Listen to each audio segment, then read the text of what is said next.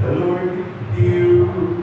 And with your spirit. A reading from the Holy Gospel according to Luke. Glory to you, O Lord.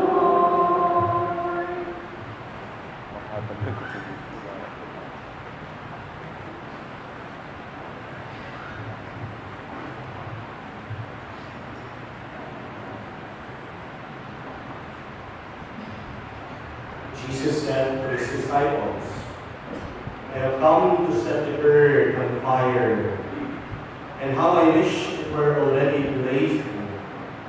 There is a baptism with which I must be baptized, and how great is my anguish until it is accomplished. Do you think that I have come to establish peace on the earth?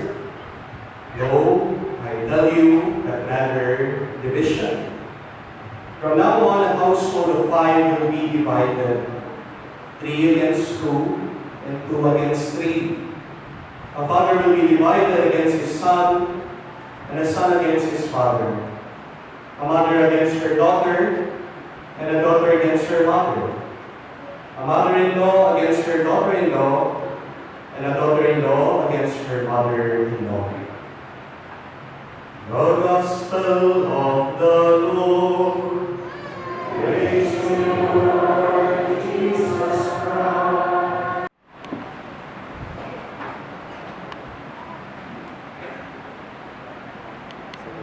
Good evening po, kasibahan kanayaman. First and foremost, I would like to thank you po for inviting me to celebrate the Novena with you. At time, see mo rin po. Okay? Kasi po yan, the first years of my priesthood, kaya po invite ko to celebrate this year. Okay? At during my diaconate, I was here present celebrating the Mass my friend, Pongitoy, sa tuloy po, Patang Kasta.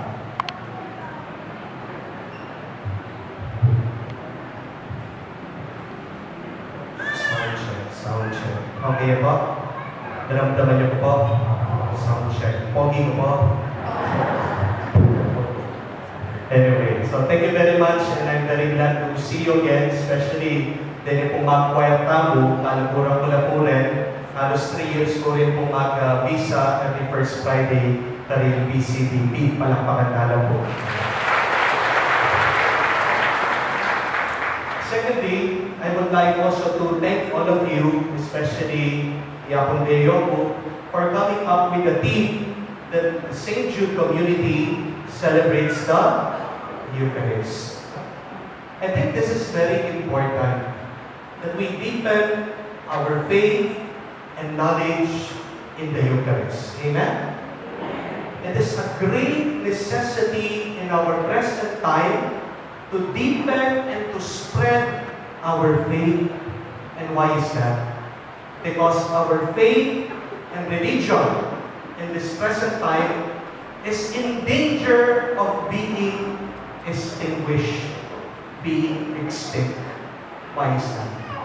Kasi po, ating po nabasa ang article about this. Naman niyo po, by 2050, they say, the year 2050, one of the most major religion in po Christianism and po Catholic. Rather, we would be overtaken by Islam. Yan po yung reason. Why? In the year 2050, halos po ding tao Muslim na lang at matene po in Christianity. Because by default, in pong population, the Muslims outnumber us 3-1. At din pong Muslim, pwede na pong makisawang adwa, adlo, 5, 10, 1 kasawa, unlimited. Kaya din po, imagine this.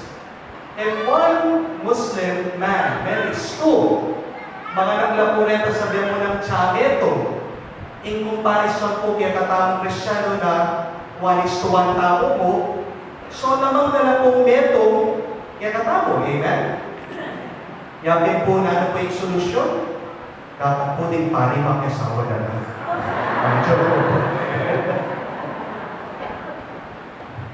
I think the answer there is, to stop this, we need more converts to our faith. Amen? And how do we convert other people in our faith? I think the first key there is joy. Amen? Because you will not join a group that is not joyful. Amen? Tungi ko po ba magyabi kayo kingmeto ng group miserable? No. But if you feel that this group is joyful, they are happy, they are celebrating, will you join them? Yes. Amen. You will join them. Pero na din pong lulog po, lalawin na kayo po, magsimaw. Ating malis na, ating pong serious, because many of us think that to be in the church, you need to be deadly serious. Amen? Amen. Banata mo po, patang dito mo, dapat we are deadly serious. But I say this to you, when you're always deadly serious, then you are seriously dead. At siya panayang serious, hindi mo malapit na kang mati. Amen? Opo. Kaya nakita ko kung mete, pailiya. Wala po na po. Kaya makasmile niya pa. Kaya po mahilig. And what a very beautiful theme for today. Ulit pong itapat po ka is the Eucharist is mercy. Sakto yan kung sakto what we are celebrating this year, the year of mercy. How does the Eucharist, this celebration, this very beautiful celebration of the Eucharist, becomes a place, becomes an instrument, becomes an avenue of mercy? O yun po yung kinakampis natin. But before talking about that, let us talk about mercy itself. Ano po yung kapampangan na ng mercy? Awa. Lulos. Ito. Yung po Tagalog na ng mercy? Awa. Ito. Pwede yun pong lawin din kasi niyo. Lawin niya po from top to bottom. Mga po. Kaya po mag-focus kayo ng libutin. Yan po, lawin nyo lang top to bottom, sabihan nila, nakakaawa ka naman. How would you feel? Siguro po, alam pa naman sinabi ganun, nakakaawa ka naman. Pero, anong nararamdaman mo? How would you feel when somebody tells you that, makakalumos ka naman? Makakalungkot. Makakalungkot. But you know, this is one of the reality that we cannot face. We lie to ourselves. Ayaw po ay nagsisinungaling sa ating sarili. Ayaw nating tanggapin na tayo ay nakakaawa. Amen? Amen. We are pretentious. In order to receive mercy, we must admit kailangan po natin ang awa. At totoo naman po, nung tayo po ay pinanganak dito sa mundo, nakita na po ba kayong baby na nakasuot ng Jordano? Nung tayo ay pinanganak dito sa mundo, meron po bang baby na lumabas, may hawak-hawak na susi ng Mercedes-Benz? Nung tayo po ay pinanganak dito sa mundo, may nakita po kayo na lumabas sa bata, may dalang cheque, 1 million pesos. When we were born in this world, we had nothing. And when we die, Kahit na paano mo, yan, mga namin yan kung piplasal, imete, nepo, we will not bring anything. Amen? The quicker that we accept this, the quicker that we receive God's mercy. Kasi po, walang nakakaawa kung hindi natin ginagawang kaawa-awa ang ating sarili. At yan nga po yung isang kahinaan nating tao No? Totoo naman, kawawa na tayo. Pero ginagawa ang pangkaawa-awa ang iyong sarili. Halimbawa, yan kung minsan nagkata akong magbisa, kasal. Kaya po makatula kami kasal Ngayon ganaganap kung makatula yun po. Lalo na po rin kung tegawan. Lalo na po rin tegawan na yung kanila pong size, yung kanila pong pang-sexy. O pipilit na pong mag-fit pang-sexy. Apoy makatula po. Balo mo nang matuwa ka, kaya po papakita na pa rin cleavage na. Pasensya na po rin for saying that. Kahit paano mo narong, maraka na magloloke ka, o papakit mo na pa rin kaya ka, Balang po rin kahit suman Lalo na po, patse motif, kulay violet, ube, kulang na po, latik. Walang pinalot na lang. Manunuluso po ka rin, kasi po akin yun, na lang po makapag-estado, kanya na lang po kanya. Why would you do that to yourself? Nakalulos na kapi, mataba na kapi. Masakitan na yung sarili mo. Kaya ka mag-islaw for 2 hours. Diba? Kawawa ka naman. But because you pretend you have all of these trappings, babalong tingin ang sarili, lalo bang maglupang makalulus. Or mga last year po yata ito, ang tinipamyas ako kay St. Jude. Kaya kung palakon ako, kaya rin kung may visa, at din kung di namin kakong matuwa.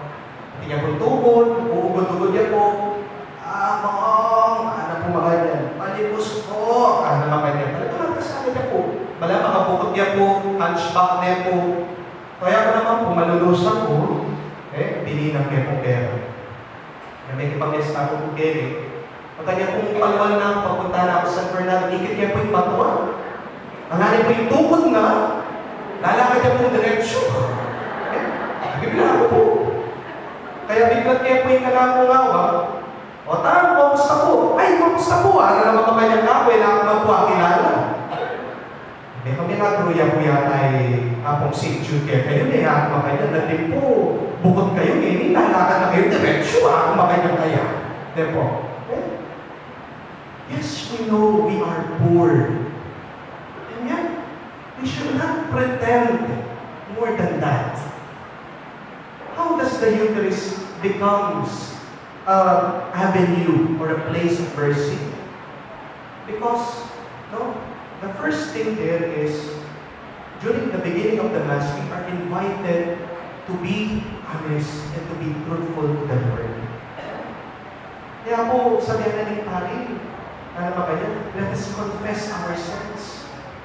That in itself is an invitation to tell the truth to the Lord. Nakalulus ko po. Lord, I have these sins. Lord, I have these failings. I need your help. That is the part that we remove our pretenses. And it is only then that we can receive God's mercy. Pretension is the work of the devil. Amen?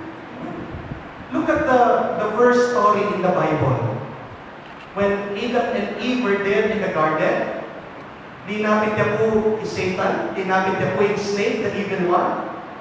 At namin po yung sinabi na karela, makalulus na po man, makanya. Di ba? Makalulus na po man. Don't you know, by eating this, you can know everything as God knows. By eating this, you can become God. Look at that. These are all lies. They have forgotten who they are. Because in the first place, to value who they are, they were made in the image and likeness of God. They do not need to pretend. And yet, they fell into the pretension. Kaya pinili, mas matalino sila. In order to receive the mercy, whenever we go to Mass, first, remove all of our pretensions. Do not lie to yourself. Say to the Lord your weaknesses. Say to the Lord all of this that are happening, sufferings, challenges in your life, beginning na bago hinimisa ito. Because when you admit that, life becomes bearable. Ito po yung nabasa ko bali with the very famous book of M. Scott Peck, a psychology book entitled The Roadless Travel. The first line na po, ano yung kasabi nga na, life is difficult, period. Kasabi, life is difficult. But after accepting that, life becomes bearable. Kaya kung maging mayat hindi, if you keep on pretending that life is not difficult, sige, that is the first step.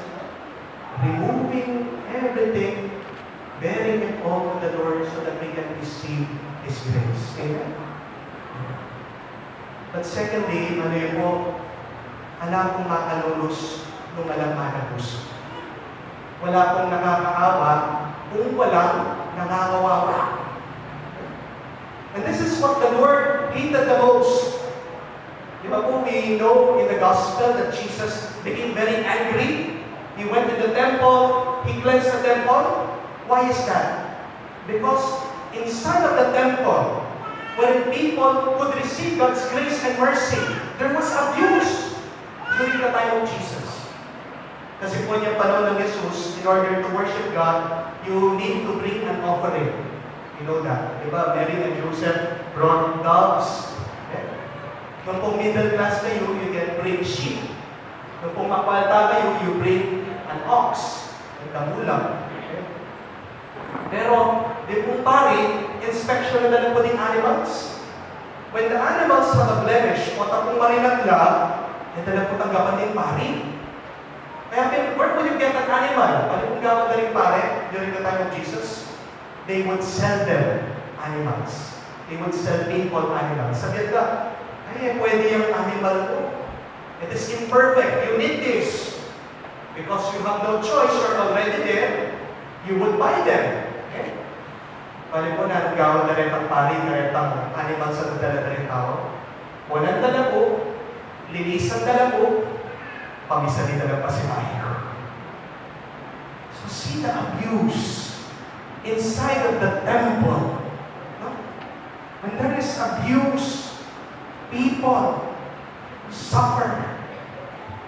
And even during the time that the church was beginning, the Corinthian problem, mag-umpisa na po yung misa kanina.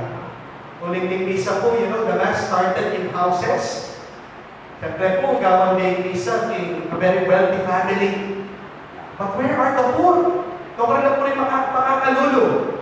Habang kunting baka, they are at the center of the house, listening to the apostles, listening to St. Paul, listening to the disciples. Di po pagkakalulo, they are at the periphery of the house. At yun lang po kaya makawa, makalawin na. Di po nga naman, at yun lang siguro kaya ang banyo, makasilip lang. There was an inequality. That is not why now let us rejoice. Let us thank the Lord. Look at how we celebrate the Eucharist. Kaya naman po po rin sabihan din pumumuna kayo, mas marami lang po tagapan ng grasya. Pero, nagyang rin po ako makalulong, even though that you are very far apart, very far. Every one of us receive God's grace and mercy equally. Amen? Why? First, in the Word. When we listen to the Word, nepo, in puntog pa na ning amalo, pante-pante, itangan po. Diba? When I speak the Word of God, every one of us instantly receives it. Look at that equality. Okay? And when we go to communion, we receive Jesus, all of us, instantly. Yan naman po po rin sabihan po, takili sa naning pari, pilit na rin maganyan, kapuramit niya ako, pupilihan na kaya kayo. Yan ang po rin sabihan, kukunin po Kristo ito. Yan po. Even the smallest particle, that is the body of Christ, and there lies equality in every one of us. It is only in the Eucharist you see that the poor and the rich could come together. Amen? Amen. And that in itself is God's mercy. It is only in the Eucharist wherein man, itama kong tao, at itama kong gino, ikikit. And that is God's mercy. There is equality. Kaya kung emakiagyo, those who have nothing are being filled with God's grace. Even the rich, they are filled with God's grace. Pantay-pantay ang huli. Okay? Bigyan mo pong i-share kayo. Ano po, my previous assignment was in Cathedral. Last June, lilipat na po meron siya po kami. I was assigned in a very small parish in Magalang, in San Francisco po. Karas ko po na rin kay Magalang, napakyak ko po, tinigit ko. Because I never imagined na atin po palang parokya na may pamorel, mga dito. Natin ko na po rin bubong, on how to involve people. But that is another problem. Tinabag na pulong ng tao, kaya po naman ng parokya. Kaya mag-misa ko po, mag-daily mass ko, ikulekta ko po 200 pesos. Lugawa ko makananugero kung asal sa ning parokya. And I kept on praying, using the mass. Malang kung mag-misa ko pa rin, ito mo po yung intention ko until now, na hindi po makipagpabela mo kaya kayo. Na sana po, miso pa niya yung parokya. But look at the miracle. Itong first Sunday ko po pa rin, my first Sunday after celebrating the Mass, katita ko po at yung convento, tipuli natin kapong parokyanos. Katala po makayan mo, kung higit na kayo, pag may gusto po kaya kayo.